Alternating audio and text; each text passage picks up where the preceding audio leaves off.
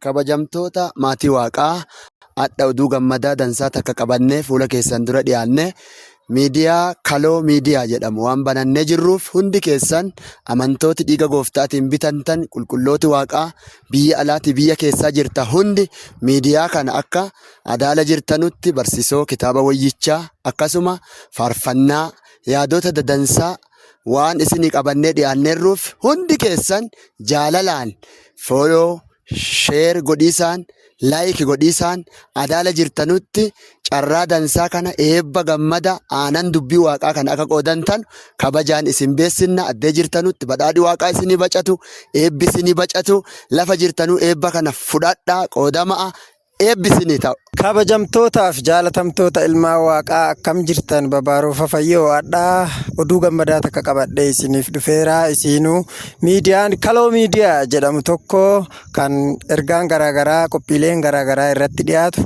qophiin akka barsiisoo kitaaba qulqulluu poodkaastii qophiilee bashannansiisoo garaagaraa manuma keessan teettanii kaa irraa barattan sagantaa akkasii waan qophaa'ee jiruuf fuula miidiyaa hawaasaa kenna follow subscribe repost share gochuun akka maatii keenya teetan kabaja waaqaatiin isin gaafanna.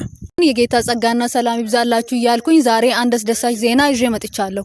እሱም በየቤታችሁ ቁጭ ብላችሁ ከመጽሐፍ ቅዱስ ጋር የተያያዘ ትምህርት ለማግኘትና ዘና ለማለት ከሎ ሚዲያ ተከፍቶላችኋል። እንኳን ደስ አላችሁ። ስለዚህ ይሄን ሁሉ ፕሮግራም በአንድነት ለማግኘት ከሎ ሚዲያ ዩቲዩባችንን ሰብስክራይብ እያደረጋችሁ የቲክቶክ ፔጃችንን ደግሞ ፎሎው ላይክ ሼር ሪፖስት እያደረጋችሁ ጠብቁን እንላለን። ስለምታረጉልን ደግሞ እናመሰግናለን። ጸጋ ይብዛላችሁ። Nagaani gooftaa isiniif haa baay'atu.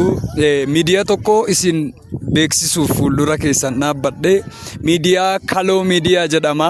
Miidiyaan kun barsiisoo kitaaba wayyichaa akkuma kana bashannana garaagaraa yaadota addaa haaraa qabatee isiniif dhiyaata.